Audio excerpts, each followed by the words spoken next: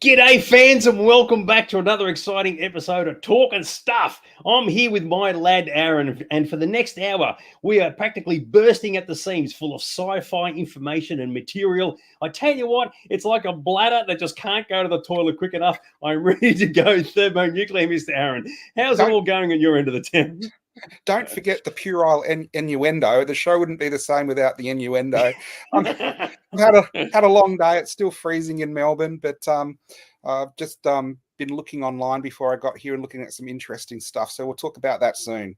Oh, I tell you what, we have got a lot to cover off. We've already got Christy joining us and Michael's joining us. Absolutely fantastic. There's actually surprising how much gets released regarding sci-fi material. I mean, there were things that popped up only like an hour ago that I thought, oh, that's different. Where did that come from? So it's going to be a bit of a mixed bag of bunnies tonight. And in fact, towards the end of the night, when we talk about the aliens thing, it's actually a trivia quiz, not a trivia quiz, but a quiz. So I'll be curious to see how my lad Aaron goes, because he hasn't seen this quiz yet, about aliens in movies. How good is that, dude? Excellent. I was looking at something an hour ago and something popped up, but again, we'll talk about that later. It's absolutely fantastic. Very, very, very cool. Yes. Dags World, party time. Excellent. Exactly right. All right. So this thing popped up. I don't know if you've seen this before. I'm just going to get straight into it because we've got a lot to cover off tonight. This whole thing about artificial intelligence, right? It's going to take over the world. Blah blah blah blah blah. Chat GPT. Blah blah blah blah blah.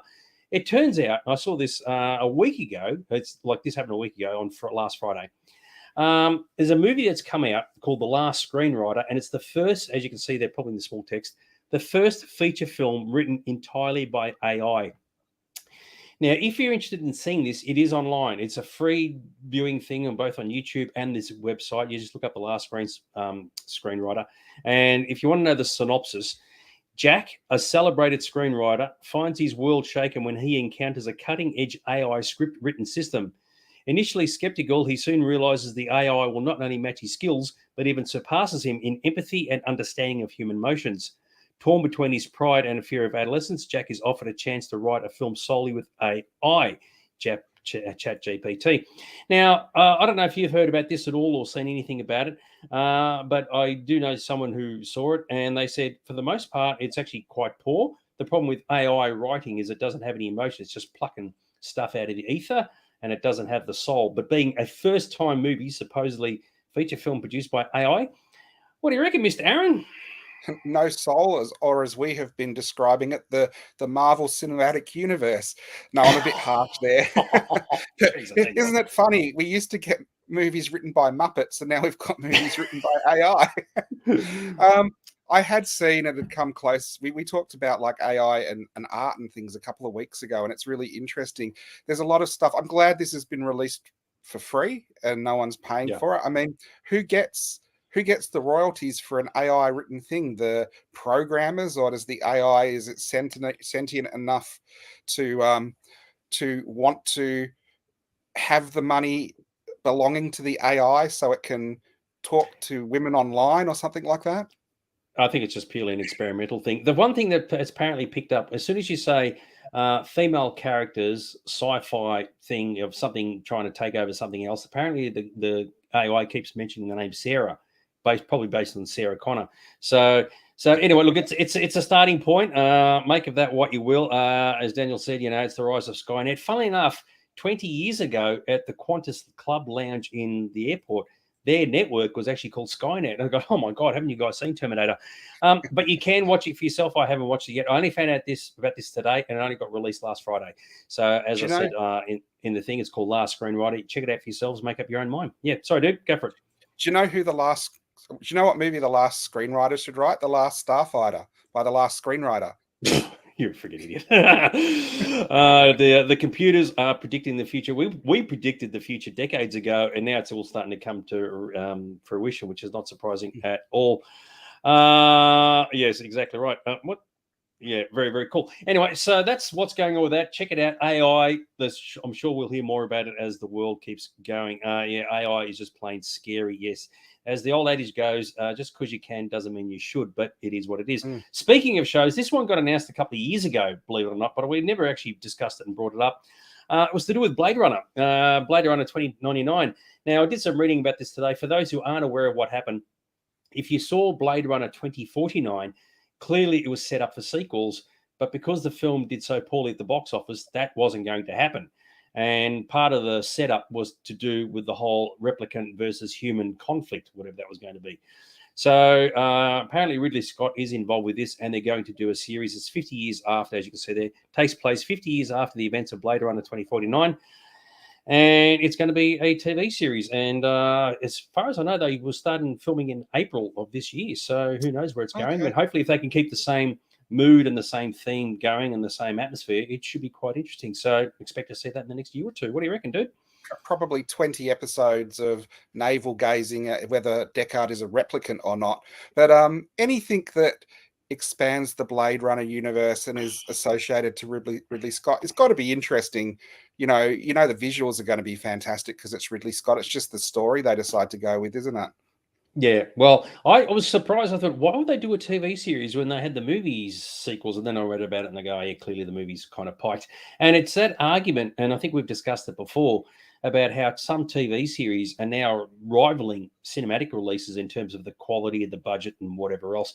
And it's just, as you said, it's a question of whether the story works or not. But I think the first season is 8 episodes. So that's an 8-hour movie, if you will, versus a 2-hour movie. So theoretically, they should be quite good if they don't have too much padding in it. So yeah, watch this space. What do you reckon? Well, speaking of which, talking about padding. That's a nice segue over to Barbarella. The other thing that's taken a step forward this week seems to be the production of a new Barbarella movie. Now, they have been trying to get this off the ground for years and years. I remember there was going to be a Drew Barrymore version maybe 10 or 15 years ago, and that didn't happen. But it really looks like Sydney Sweeney is going to be the new Barbarella. Now, it was announced nearly 2 years ago they were going to try and do this, but this week it looks like Edgar Wright, who has done the Cornetto movies, the English director, Shaun of the Dead, and some of the other ones done with Simon Pegg. It looks like he will be the one directing it. And with that, it suddenly becomes really interesting to me because Barbarella was sort of a sexploitation movie from the 60s with Jane Fonda. It's the movie she wants to forget, really.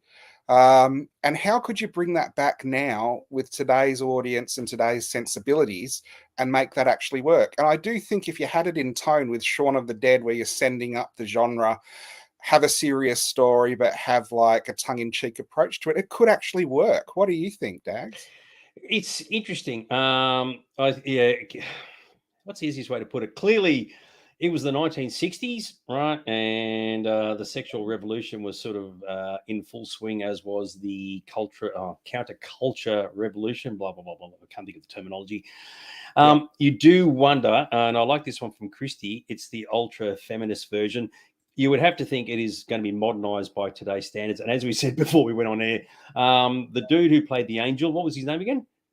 Pygor, he'll probably identify as an actual bird. Yeah. Don't call me a he or a she. I'm a frigging bird. All right. I don't know. Feed him birdseed. But I wouldn't be surprised if it's modernized for the modern audience. And as to whether, if they replicate what they did from the 1960s in a modern movie, it probably has the potential to upset a lot of people, as Christy mentioned about the feminist thing. So I think they're going to be toning it down a little bit. I'm not entirely sure as to what the reason for doing it in the first place is, but I don't know. I don't know what to say, to be honest with you. You've got to remember, beyond the movie, Barbarella was a comic franchise that was popular, and it has become a cult movie. And Hollywood has this thing where any cult movie that is good and a one-off, they won't let rest in the grave. It comes back, and Barbarella is one of those things. I think they think it's a good idea, and then maybe the appeal of the original they can't replicate. Now, a lot of people hated this movie, but if they did it in the tone of Valerian and the City of a Thousand Planets, I could see that kind of version of Barbarella, a clever story, a bit tongue-in-cheek, a little bit sexy, could work. I mean, there have been, I actually didn't put any of the pictures into this for our show, but there's quotes about Sydney Sweeney. She's been very sexualized because of a lot of the movies she's in. We've just watched the Handmaiden's Tale, and she was in that as a younger girl. She was Eden. She died in that, and she's been in a lot of other things, but she's been in a sort of, I guess, romantic comedies, and quite a few of them. Well, she hasn't been in a lot, but she's been in a couple, and they've done quite well. And part of their appeal is her sexualization. And there was a headline: Sydney Sweeney's breasts are the harbingers of the end of wokeness. So it is one of those things where this is obviously in the back of people's thoughts. So I don't know. It could be a fun movie, or it could be something that just bombs really hard. Yeah, you'd almost think it's heading in that direction to a degree. As we said, as the reason as to why they're doing it is anybody's guess. You are right. Barbarella was an adaptation of a French comic series, which is well done. And I don't know, it's just bizarre. I like this one. Chrissy said, "Why do it? Too many young men who remember it fondly or fondling, and make of that what you will." But thank you that. Yes, I don't know. It has a potential to either upset traditionalists who like the original movie, or upset feminists these days because it sexualizes the main character. I don't know. Cross those bridges. You know what? As long as the evil scientist Duran Duran is in it and they have a Duran Duran song, I will be there and I'll be happy. Very good. And just quickly, you said down the bottom here, Jane Fonda says she's worried about Sydney Sweeney's Barbarella remake. Any idea what the context of that is? It is because Jane Fonda, as Christy was saying, she was part of the sexual revolution, and then she went the other way, where she was very against women exploitation and women's libs. So she did this movie where she was sexualized, and then changed her political views. And she doesn't. Basically, that headline is a beat up. Of course, someone's asked her, and she probably didn't even know it was coming back. And she kind of says, "I try not to think about what they're going to do with it." So. Obviously, though, it's getting close to going into production and being made, and it's one I think is interesting. I think the more sci-fi made, basically, the better, but this is not one that I expected to see being made now. Yeah, indeed. Who knows, in a couple of years' time, we might actually be discussing it. One thing we could be discussing very, very soon is this. Time Bandits is being remade as a series. I originally thought it was a movie, but it's actually a TV series, and it certainly has shades of good old Narnia there. You go through a cupboard and you walk out into a new world. So this trailer, I think, only just got released like today or yesterday or whatever else. As to be expected, it certainly looks good. Terry Gilliam is executive producing this, as I can't pronounce the guy's name, Taiki Watiki. Hope we got that right. Is involved with as well. So, and it's produced by Apple Plus. So this is just come out of completely out of nowhere. But what do you reckon, Mr. Aaron? Is this sort of working for you? It was one of those things I heard rumblings about, and I thought, well, you can't remake it because the Monty Python connections in the original, you can't get that. And when you find out that he is actually being the executive producer, maybe that will be a good thing. Time Bandits is an interesting one to remake because it's a cult movie. I never remember it being a movie that any of my friends thought was amazing. It just came out during the era. Monty Python fans, I guess, appreciated it because of the connections. It is a good movie, but I have to say I haven't got it out and watched it for over 20 years. Well, you're doing better than me because I never actually saw it. So, but I did hear about it. I knew about it. And for those who aren't aware, it's a bunch of thieves, robbers, if you will, traveling through time, stealing stuff from the past. And they somehow Shanghai this 11-year-old kid to come aboard. It's clearly an English show. And they jump through all these different places doing whatever they want to do. And of course, as a series, it probably worked well as a series. I mean, I did some reading today and the film was actually really well received. So yeah. I guess it has the potential to do quite well. Lisa Kudrow's in it. Since Friends, I don't know what else she's sort of been in, but mate, all power to him. Good luck to him. So yeah. She was she was in that show with I've got to forget everything. Don't worry, let's move on. You don't want it was to kind of a sci-fi show where they go to the moon, but everyone's totally incompetent with I've forgotten. Well, that'd be NASA, wouldn't it?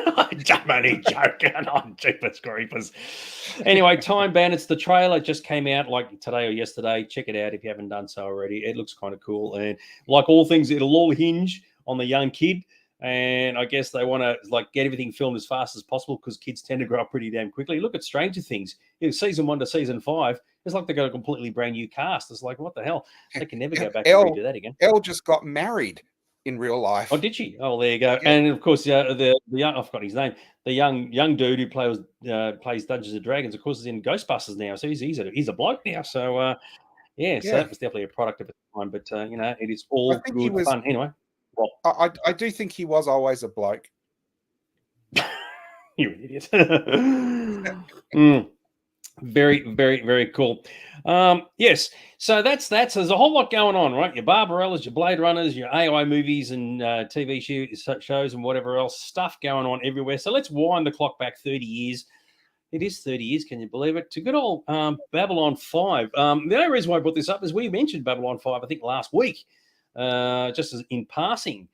And it occurred to me a couple of days ago, and I thought, mate, there's so many shows that are being produced these days. It's almost like the previous shows have all been just pushed to the side. And the thing about Babylon 5, as I find, it's one of those TV shows that if people have seen it, they love it.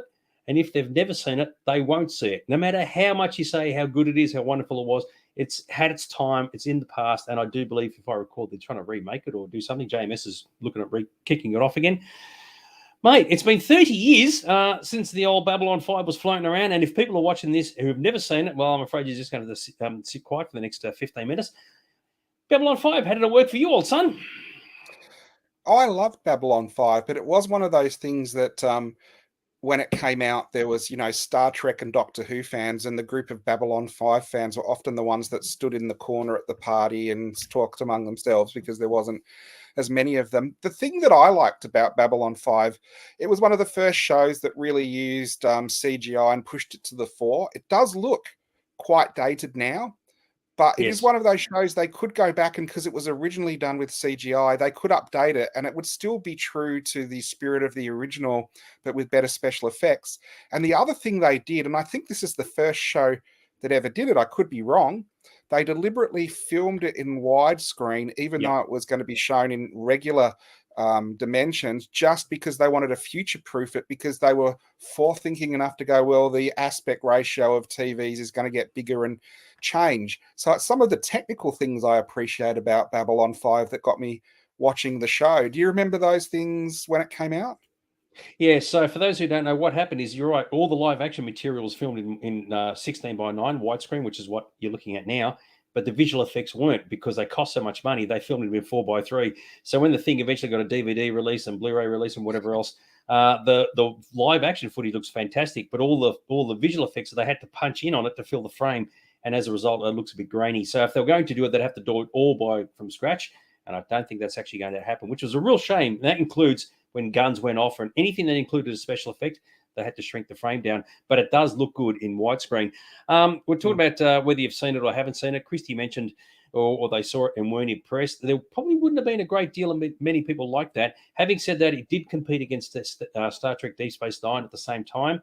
So there was definitely a division, DS9 on one, fans on one side, and B5 fans on another side, or there's some people mixed in the middle.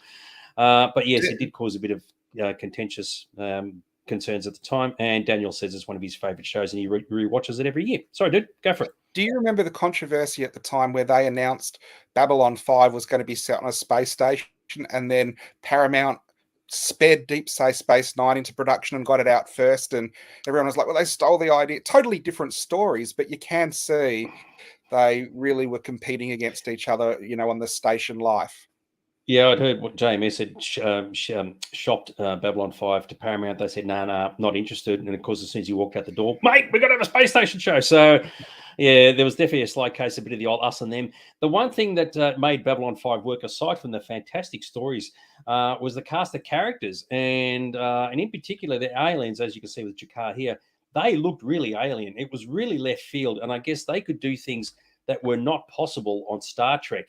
So in Babylon 5, there was corruption with Earth, and there was a whole lot of political intrigue, and there was assassinations and a whole lot of nasty stuff that went on, where I think with Star Trek, they just simply couldn't do that. It was such a wholesome show. And of course, the United Federation of Planets and Starfleet was the utopian setup, whereas at least in B5, they could afford to be really, really nasty and do some really shifty things. And I think that actually really worked in its favor. Yeah.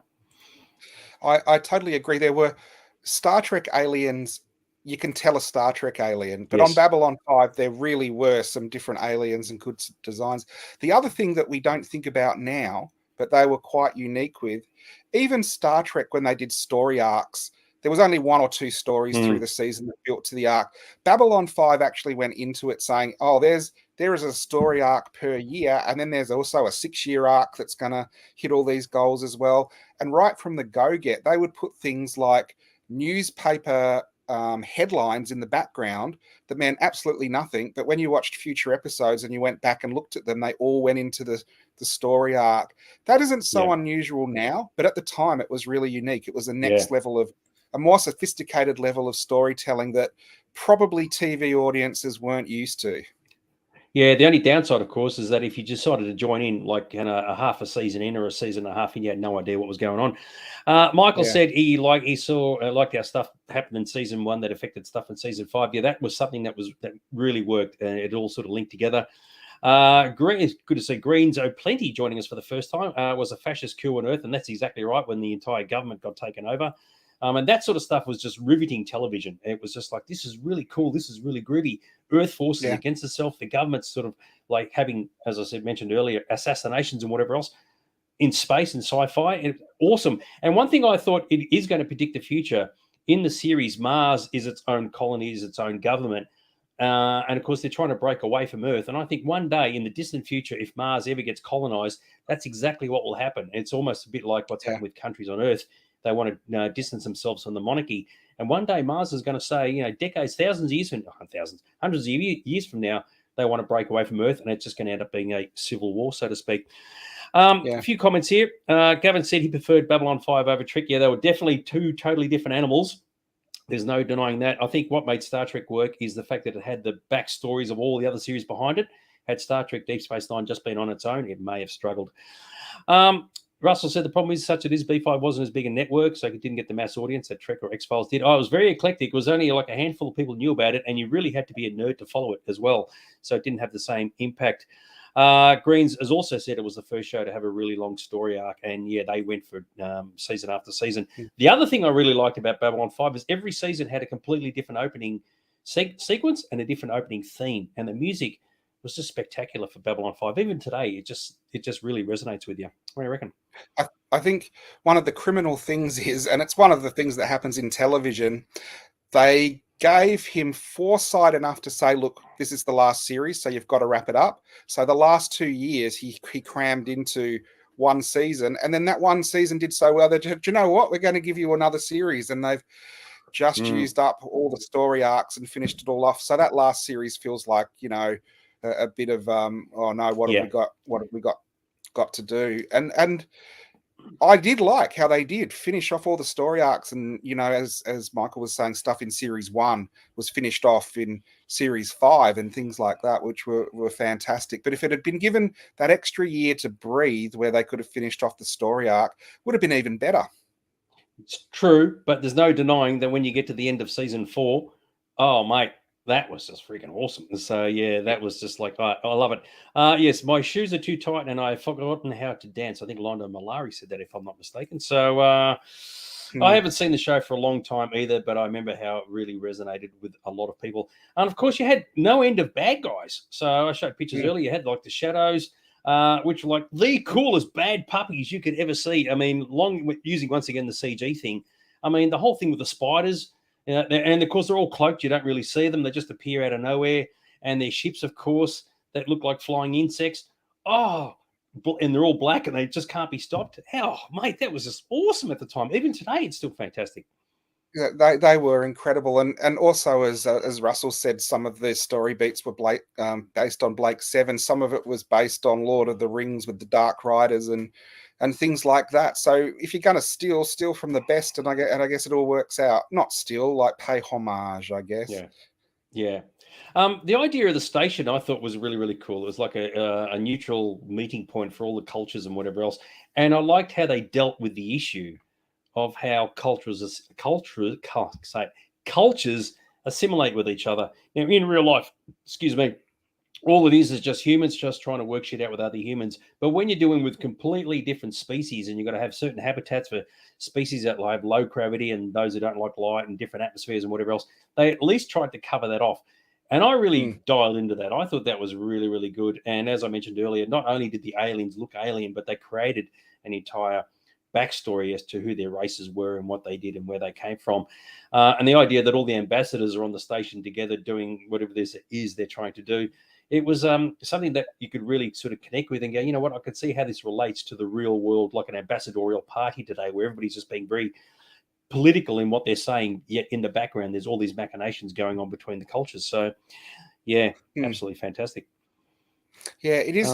It is one of those that works on different levels, and I think it's good because you do the political and ambassadors and stuff like that, and you have the military involved. So you've got the action sequences and stuff, and then you have that extra level of the intrigue and spying that's going on as well. And what I love is, you have a character that's there for a couple of years, and they turn out to be a spy or something, and you just don't see it coming.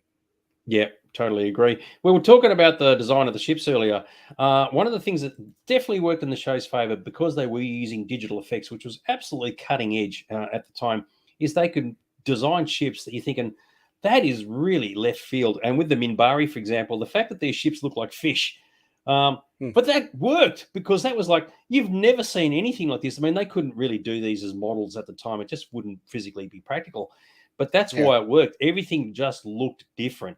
And I tell you what, you had to really applaud them for that. Yeah. So apart from being a little bit dated, there's not much you can fault on Babylon 5, except Crusade. Oh, yeah, we're exactly right. So Russell, in his infinite wisdom, has decided to chuck in one of these. Got to have your fun factoids. And, of course, this one has come up, is that said that if he knew they were going to do a bunch of Lord of the Rings movies, he would never use the Rangers. Oh, well, what the hell? You could just say Lord of the Rings copied Babylon 5. Unbelievable. Yes. Talia Winters was a huge left field plot twist. The whole thing with the Psy-Corps, I've got to say, really worked well. A bunch of the bad dudes running around. And it is playing that bigotry card. If you're got the ability to, what do we call it? I was going to say psychosis. That's the wrong word, isn't it? What do you telepathy? Yeah, if you're telepathic, you're in one camp. But if you're not telepathic, you're sort of out on the outer. And the Psy-Corps, of course, is the ultimate of the fascist organization. With Walter Koenig, playing Alfred Bester, absolutely the coolest bad guy you could get. So, yeah. That was another thing I was going to mention, that they're obviously sci-fi fans, because you would get actors who were in different sci-fi roles. You would think that Walter Koenig wouldn't be in another sci-fi show because he was typecast, and then he turns up totally different from Mr. Chekhov. Mr. Chekhov. You had Billy Mooney in it as a different character. Yes. So it did have some good sci-fi heritage there that it was building on. And the good thing about that, you've got sci-fi fans who might not have watched it, but actually watch it because it's associated with one of their other favorite sci-fi shows, but it's different enough and original enough to be a good show, on its own 2 feet. Exactly right. And of course, because it is a show that had its history on Earth, they were able to do things you go, you know what, all power to them. So they do feature Kawasaki motorcycles. They do feature cartoons, Daffy Duck cartoons. Absolutely. And a pilot episode, which I'm going to discuss in a moment, they actually showed, as you said, things with newspapers. They actually showed in a sci-fi show, and of course, Star Trek never did this, dudes going to the toilet, right? So if you remember that scene, there's a couple of guys talking in the room, and I think the Pac Mara comes out after having a bit of a shake. Well done to it. Absolutely love it. No, that was very cool. I think it's one of those jokes you never see on anything. Anyone go to the bathroom, and they addressed it just straight away. Yeah, absolutely loved it. Greens has said it took me a bit to get like the ship graphic style, but now it looks like high quality digital art. Yes, it is. And the physics were great about from season 3, yeah. And that was the thing, that just everything just had a really, really beautiful aesthetic to it, which is kind of cool. For somebody who didn't watch the show, what's the show about? Putting it simply, all these dudes on a space station, bad dudes, good dudes, and everybody working to their own agendas, leaving it as simply as that. So, yes. Yeah. Would you compare it to Deep Space Nine? No, not even close. I mean, Deep Space Nine did try to get a bit darker as the seasons went on, but Babylon 5 was dark from the moment it kicked off. Gene, who's joined us, I hope it's Jen and not Jean. I enjoyed the show. I'm so old that I should know what I'm talking about. I mean, it's lived on throughout history. Unfortunately, that history's starting to fade away, and it is now a product of 30 years ago. but those who saw it absolutely remember it and loved it. Which is a very, very cool. And they took the piss out of the merchandising. They did. There's actually a sequence where they set up a gift store on the space station, and they're selling all this merchandise. And they actually said, and the line is an absolute ball terror. They said, "We're not trying to make this a deep space franchise." And I go, "Oh, stick it to your Star Trek." Unbelievable. Russell Fire said, "Yeah, a lot of fan service, a lot of guest stars, and yeah, exactly." Which is what you just said. Yeah, sorry, dude, go for it. Yeah, Quark would have like dipped his hat to them, wouldn't he? Oh yeah, absolutely fantastic. So it was very, very cool. There's a lot more we could cover off. Of course, you had the Great Council from the Minbari, which was a really, really cool concept. The idea that there's three castes for the Minbari: the worker caste, the religious caste, and the warrior caste, and they don't always get along. And of course, all the cultures have their stories, and you get to follow them. So it's not just all based around what happens with the humans. So even in Star Trek, you were limited to what you learned about other cultures. You got drip-fed little bits, but it sometimes didn't really focus enough on them, whereas Babylon 5 was able to really home in on what was going with the Centauri Republic, what was going on with the Minbari, and, of course, with the Narn as well as other cultures. So it was very cool. I really loved the idea that one of the ambassadors became half human to try and understand, like, humans better, which was something I don't think I've ever seen before in a series. Yep, totally agree. Jean has asked, is there a reboot planned? Yes, I believe there is. So JMS has talked about doing a new series. Who knows what that's all about? It was asked earlier. Yes, there are other movies you can watch. I think there's an animated series. There's a whole lot of other stuff. And, of course, Crusade was the sequel to B5, which kind of died. Now, for those who don't know, who have never seen this, the funny thing about Babylon 5, because even when you bought the DVDs, it'd start off with Season 1, Episode 1. Right. But the problem was there was a pilot that came out before that, which most people miss, and it was called The Gathering. And it's actually significant because it actually deals with the character of Kosh and what happens to him. Now, after the test pilot was finished, they recast a couple of characters. So the lady on the right-hand side, she got removed, and the doctor got removed, and they got replaced with new characters. But it's actually crucial to watch that because that gets referenced later on when Lita returns. And, of course, if you've never watched that initial pilot, and some of it is hard to watch because Delen's makeup is a lot more harsher and it doesn't really gel, but it's significant for the story. So if you're ever going to watch Babylon 5, you must watch the initial pilot, The Gathering. Very, very cool. The other thing that happened with that, we've talked about other movies, they used to come out of the blue. Sometimes I'd go down to the video library or DVD library and there'd be a new Babylon 5 thing out, and some of them were quite good, and the last one I remember renting was really good, but obviously done on the cheap because it was all filmed in a black room with basically no furniture and no special effects. But that is a credit to the writing that they can still make a 90-minute piece of entertainment that works. Yeah. And just to be clear, there are two versions of The Gathering. You got one it was like in the beginning, The Gathering, and as I said, The Gathering. But some of the movies are actually quite good, and they did fill in a lot of backstory, which was very, very cool. And then there's also Highlander, The Gathering, but we won't talk about that. We won't talk about that at all. So the sad thing is, for those who've never seen it, as I said, probably will never watch it. There's only 5 seasons. If you just stick with the 5 seasons, you're cooking on gas. You don't need to watch the movies unless you really, really want to. But it is riveting stuff, and it was groundbreaking for its time. But once it finished, it sort of the world just moved on beyond it, which is very unfortunate. So there's a few episodes that could easily be a good play. Yeah, absolutely fantastic. So from a visual perspective, its character concepts and its story design, it is almost like it was revolutionary and groundbreaking to a large degree, which is very, very cool. Any final words on Babylon 5? I know we've kept this rather short, but we didn't want to spend hours talking about it, especially for those who have never seen it. But any final words on Babylon 5, Mr. Aaron?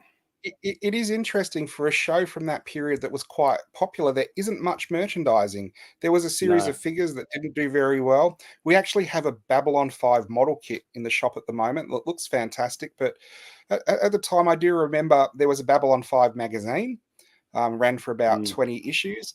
But it was one of those shows that is almost self-contained to the visual TV media and didn't break out with sort of merchandise and magazines. It wasn't that kind of show. It's interesting. That said, the cast of Babylon 5 have embraced fandom and they keep in contact with each other, and they have quite active Facebook pages, even though the show's 30 years old, and don't let the memory of it die. So it is interesting that they must have had a really good experience on the show for them to, keep that up for so long. Yep, totally agree. And as we mentioned, yeah, it was groundbreaking with the CGI, paved the way for many future shows. And even if it does look digital, and it does look digital, you can't knock the designs. And finally, Greens has just said great sci-fi action too. What hooked me over had a bit of spaceship design fascination. 20 packs of cards at a comic shop a few years ago. Yeah, exactly right. What do you reckon, Mr. Aaron?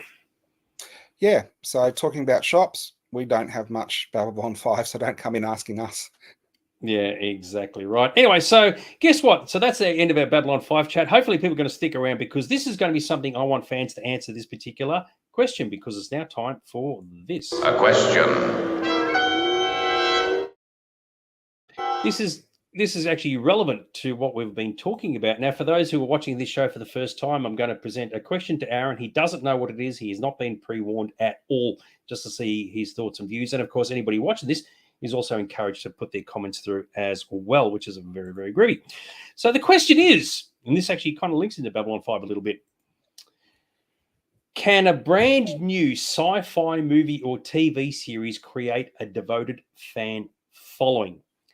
Where this has come from is that clearly with Star Trek, Doctor Who, Star Wars, and in recent decades, even Firefly, and even if you want your Game of Thrones, I suppose, they've all created this massive fan following, devoted, like people who organize get-togethers or have their Facebook pages or whatever else. But everything is from a long time ago. Even Pirates of the Caribbean had a big fan following chasing it. But is it possible for a brand new product to come out tomorrow to have the same impact, or is that stuff just in the past now?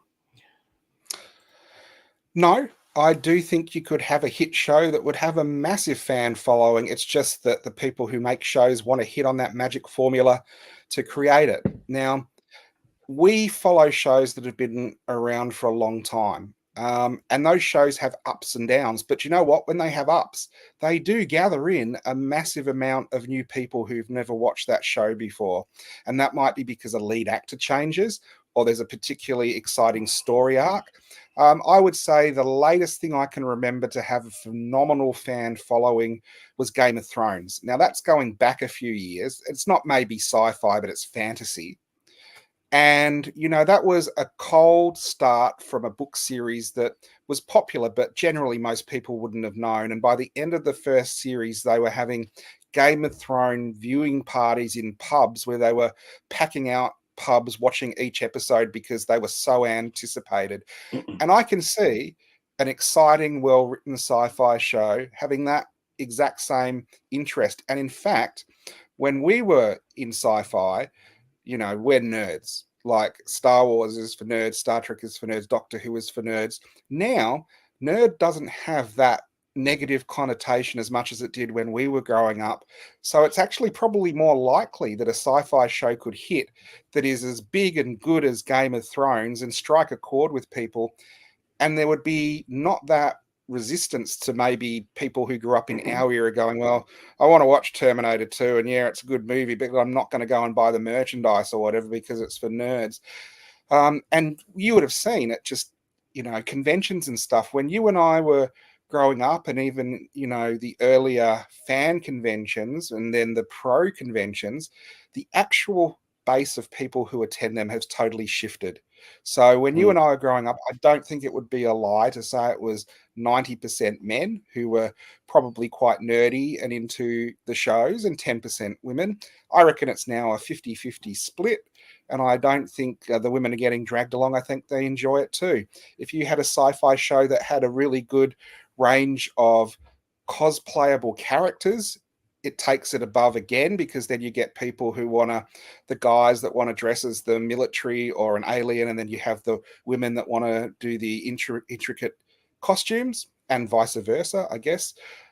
So yes, I absolutely think you could have a sci-fi show hit today that no one knew was coming, and within a year or two would have a massive fan base. Would it last? Like some of them, it might be like Firefly, where it burns brightly, and then they have a movie. And I do think that fan base is slowly diminished. Or the X-Files that, was massive and that hit with everyone.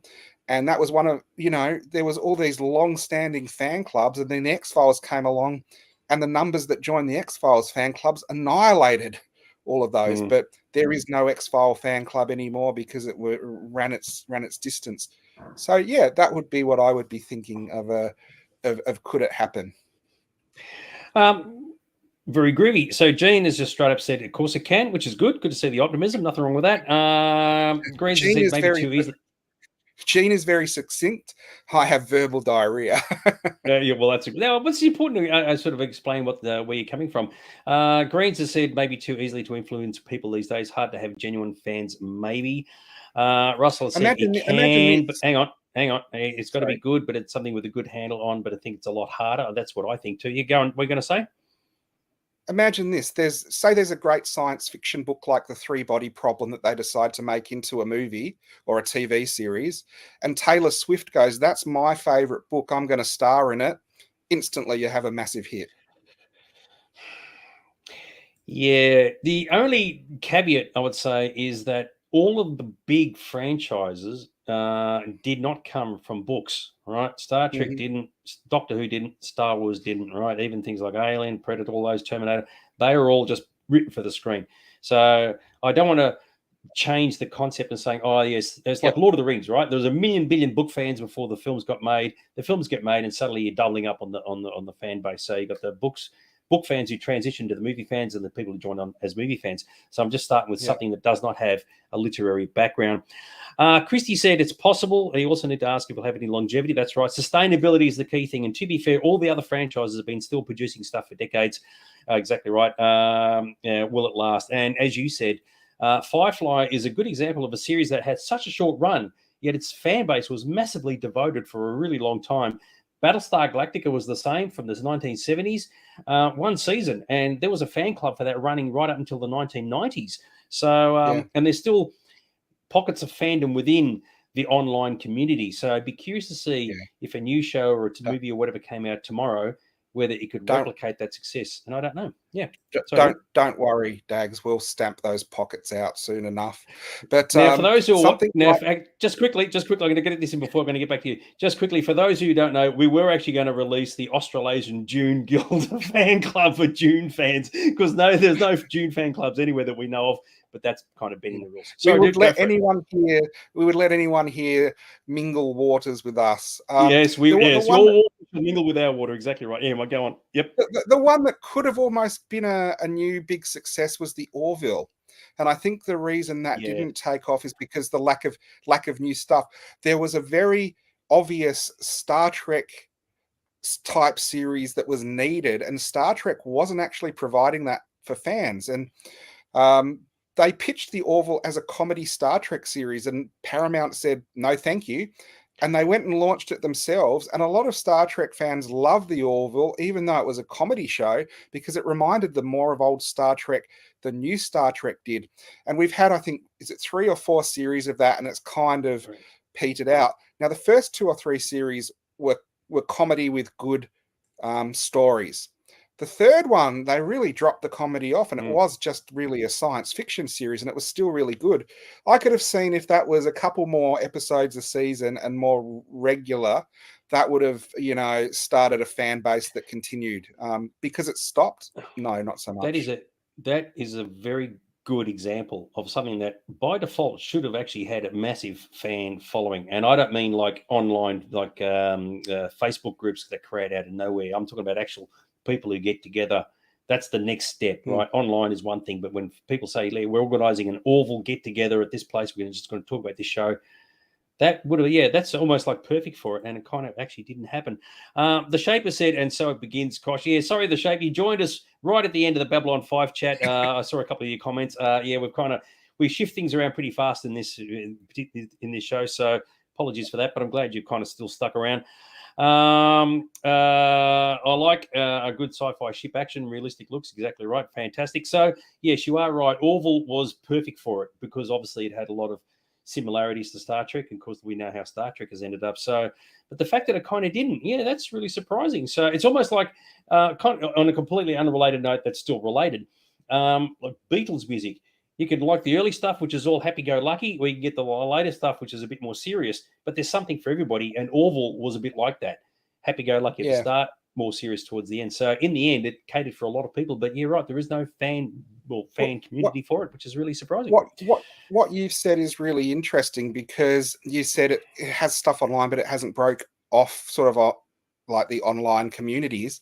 The other one that could have done it recently, it's an animated one, but Rick and Morty, which has a massive online following and is massively popular. And that's a really good comedy sci-fi show. It's not like a Star Trek or anything, but it has some like story arcs, good plot lines, is intelligent, doesn't treat the audience as idiots. And that's really appreciated. And so it works on different levels, because kids watch it because it's a rude cartoon.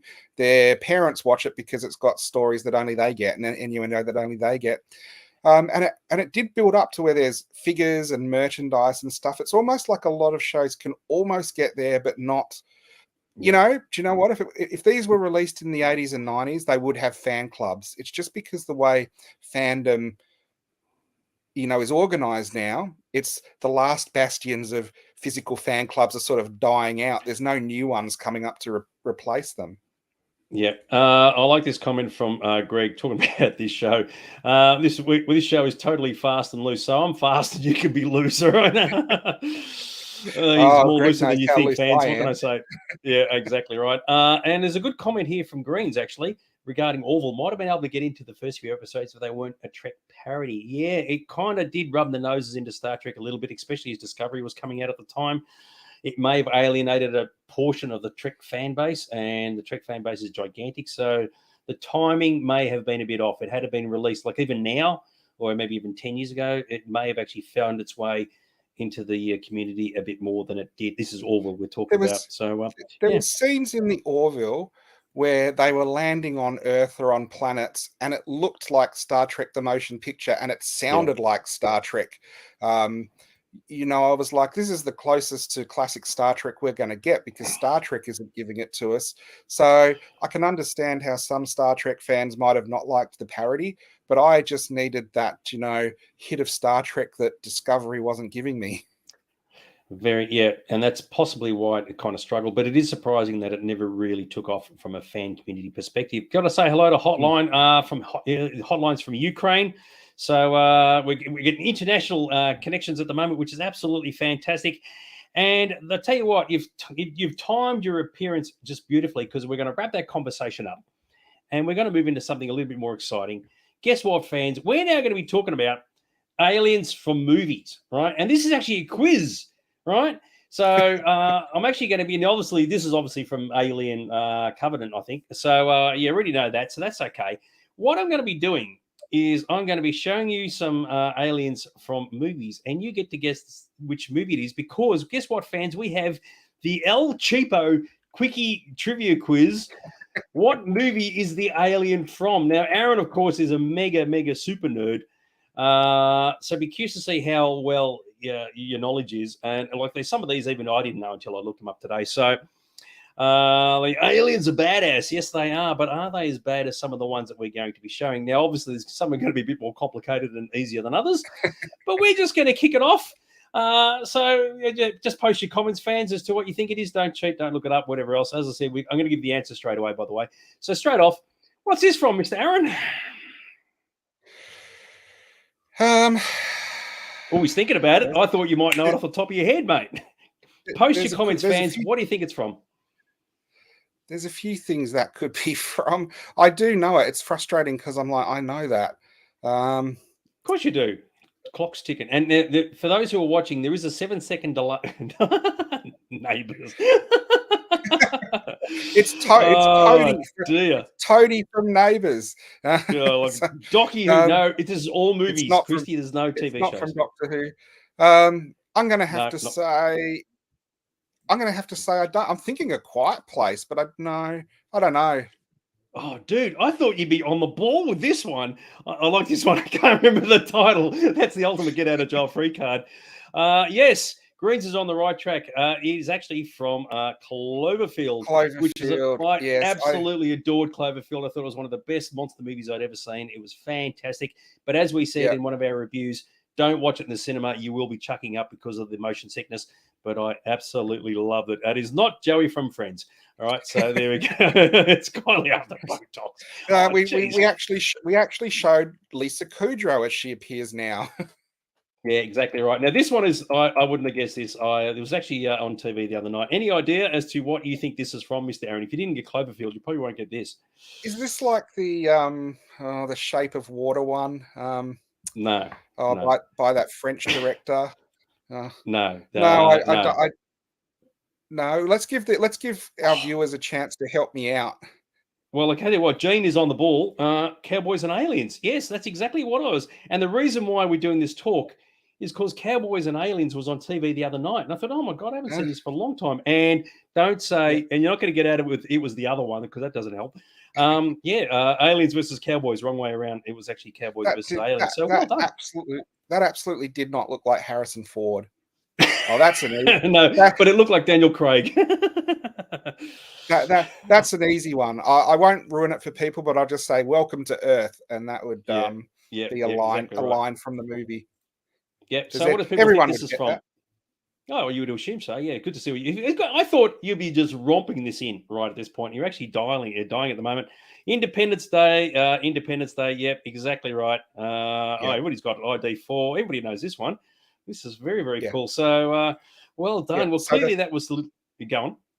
So that was the first time I think we saw it where Will Smith punches it in the face and says, "Welcome to Earth." Yep. Underpants Day. Absolutely love it. ID 4. It was a seriously grouse movie. If you just wanted to see shit blown up, what can I say? Absolutely loved it. This one you should know, dude. And if you do know, you don't want to say the answer, that's fine. But yeah. So yeah, I do. I could give a hint. Let's see if our audience come up with it. So I'm 2 out of 4 so far.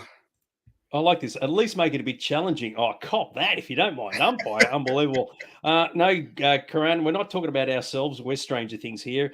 But there we go. Greg is on the ball. A Quiet Place. Yeah. Yes, day one. So I just saw this in the week, so it was an easy one. But that looks better than the one in the new movies, I've got to say. Yeah, okay. Because I originally had A Quiet Place, and I thought it didn't really appear in the first movie. It was only in the third movie. So I was thinking Fire in the Sky. No, actually, I'll give you a hint now. There is no Fire in the Sky coming up. How about this one? This is an easy one, dude. Yes. Well, do you want to know more? Yeah, exactly right. I like this one from Jean. This one I'm clueless. I think she was referring to the previous one. Subtly, from hero to zero. This is an easy one. I couldn't get a proper picture of the other ones, so I just chucked this one in. So everybody else, what do you think it's from? Yes. I prefer the brain bug. That one looked really yuck. Yeah, and what happened to that brain bug? They just shoved a metal thing inside its gate. Yes, Starship Troopers, 100% bugs. Yes, exactly right. Oh, yes, absolutely fantastic. That was an awesome movie. I did if you look on the Sci-Fi Zone YouTube channel, I did a video regarding Starship Troopers. It came out this week, actually, so be sure to check it out if you haven't done so already. This one, how do you go with this one, dude? I do know that one. Let me just try and... hang on. I'm hearing a lot of sighing. I thought you'd be coming out, mate, popping bullets off. I know the aliens. I just don't remember the names of the movie they're from. So, look at this. Tell you what. Look at this. The Arrival. Oh, Gene, you are in the zone. Yes, from the 1990s when digital aliens were still a bit of an early thing. And if you remember, the knees bent backwards. So they took over people and they're running around the place. I only saw it once or twice. So they didn't show a lot of that alien in the movie, did they? No, they didn't. Actually, you are right. Service means citizenship. That was from Starship Troopers. There we go. There's a close-up for you. And no, it does not look like your mother-in-law. Don't say that. Well, I was thinking it. Very important questions just come up. Gene has asked, what do I win? The first prize is a night out with Aaron. The second prize is 2 nights out with Aaron. do we actually have a someone who's leading and who is local? I'd be quite happy to give a gift voucher to the shop to the winner. Oh, I've got no idea. Well, Gene so far has copped a couple in. I'm not too sure where Gene is located. So, but anyway, what's this one from, dude? I'm going to have to say I don't know that one. Oh, you suck. What can I say? Gene has said Mimic, and I guess what, Gene, you've actually just lost your car. It's from Pacific Rim. So there we go, fans. Pacific Rim. I would never have got that. It doesn't look like any of the monsters from Pacific Rim. No, I wouldn't have picked that up either. So there we go. All right, this is an easy one. I know that. No, I know that one. Do you? No, yeah, Karen. We can't start again. The Fly didn't actually involve aliens. The dude Seth Brundle turned into a fly, but he wasn't an alien as such, so that would have been in there. But you know this one? I know that one's straight. That one's not got me in the dark, so I'll just let the people. No, very good. Pitch Black, yes. Absolutely fantastic. It was a good movie. When it took forever to go dark, but when it did go dark, it was actually quite good. So I've got to say, and you know what we're going to do on this channel? The Pitch Black spaceship is still in Cooperpedia, and Dags and I are going to do a road trip out and do it live, and an episode from the spaceship in Cooperpedia. Mate, absolutely love it. It'll only take us like freaking 50 hours to get there. This is an easy one, fans, for those who haven't got it already. An absolute no-brainer. So let's see if anyone gets this. Yep, it's Yeah, District 9, absolutely. For those who've never seen District 9, do yourself a favor. It is absolutely spectacular, an awesome movie. It really will make you think about how racism works in countries that had a racism in them, which is really quite interesting. In this case, we're talking about South Africa. This is an easy one for you, dude. I had to chuck this one in. This is another totally easy one, so I'll leave it to see what comes up. Yep, that's cool. Gene said you didn't like the movie, so sad not to remember the title. I'm not sure which one you're referring to, but that's all good. Yes, Go the Prawns. Yes, exactly right, for District 9. And it's an easy one. Yes, I know, Avengers. So I had to put a simple one in there eventually. Jane's got it. Fantastic. Green said they've got to hurry up with District 10. I don't think they do, but they could be a sequel. What happens when the aliens return? You'd have to ask yourself the question. Christopher Johnson, that's right, when he returns with his dudes. I could not get a proper picture of this. Best of luck, fans. Yeah, but I know that one straight away as well. Let's see if Gene can get it. Oh, well done, dude. Oh, yeah, I thought, well, this is completely out of left field as far as I was concerned, but well done for picking this up. So I like this. You couldn't get Cloverfield, but you got this. Mate, what's the deal? Yeah. I tell you what. Gene is in the zone. Someone's using Google image search. Oh, maybe. I don't know. So, yes, Battle Los Angeles. And there's just no decent pictures at all from that movie. So there you go. No. Yes. It is good that people pick that up because that is a hard one, you know? Yeah, totally agree. Here we go. This is an easy one for you. Oh, yes. Is it from number 1, though? Yes, it is. I made a point of picking it from number 1. So, okay. Yeah. So, it is definitely one of those movies where for guys out there, if you see a really attractive lead, a lady, be wary of what you get yourself into because it can actually end badly for you. Species is completely true from number 1, yes. And I think they invented this. What? Do you know what, Dags? I actually had the Geiger behind-the-scenes book of what they wanted to do with Species, and that movie would have been banned if they'd used his ideas. That was pushing it, and you see what he wanted to do, and it was basically torture porn almost. Oh, that's another. This is another great one. I gave this. I'm giving you a couple of gimmies. And Green said, "Is it number 2?" No, it was from number 1. But the idea is that they said, "Oh, let's get ourselves a really attractive woman so we could turn her into a vicious alien. Why not?" And this is an easy one because we just talked about this a week or two ago.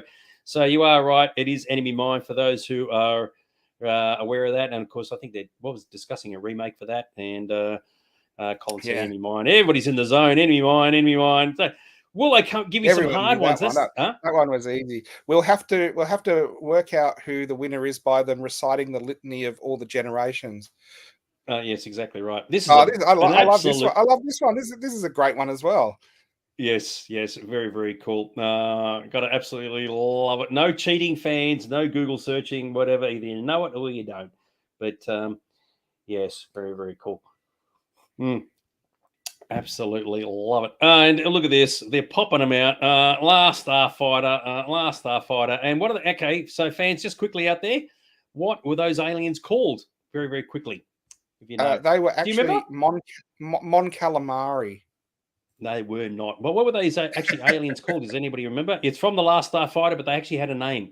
Does anybody remember what they were called from The Last Starfighter, those bad dudes? So, like this from my last Tinder date. Oh, geez, that's a bit wash. Don't look it up. Either you know it or you don't. Wait a second. Wait a sec. I thought it was my last Grindr date. Yeah, exactly right. Gone or something. Gone in 60 seconds. No, there we go. Don't need to Google, like this one. Don't need to Google search. I'm 65 years old. Good for you. Something with a G. No. They were called the Zandozan. So there you go. Anyway, what's this from, dude? That's the Zandozan Misfits from Outer Limits. Yes, this is after their Tinder date. I'll tell you what. I didn't know what this was. I mean, like, what the bloody hell is that? It's like last week's leftover dinner left in the fridge. Any ideas, dude? No, that one's got me. Yeah. And no one else has come up with an answer. Gavin said The Fly. No, once again, I did not put The Fly in because it's not an alien takeover. It's I know what that is. Dude. That's the human centipede, isn't it? No, it is definitely not that. So, no, anybody not sure? All the viewers are completely stumped. As I said, the dinner from the Tinder date. Greens is completely bamboozled. It is actually from The Hidden. Oh, remember that movie? I love The Hidden. We were talking about Babylon 5, and that's one of Claudia Christensen's first movies. I think she plays a stripper. Yeah, I think so. Yeah, and Cole McLaughlin, good old Paul Atreides himself. So there you go. We've only got a couple more left to go, I think. So, Jesus, I'm not going to put on the screen, but see what Karan wrote, dude. I know. Lucky Dicko doesn't watch. Very, very good. Anyway, what's this one from? I love this movie. Absolutely awesome movie. Do you know what it is, dude? Yeah, I do. I think a few people will get this, won't they? I don't know. Nothing's come up at this stage. So there you go. So what is this movie? What's this from? This alien? And I'll tell you what, it's an awesome alien. Unbelievably vicious. Very, very cool. Gene has said, hang on, I've lost it. Never seen that one. Yep, fair enough. Here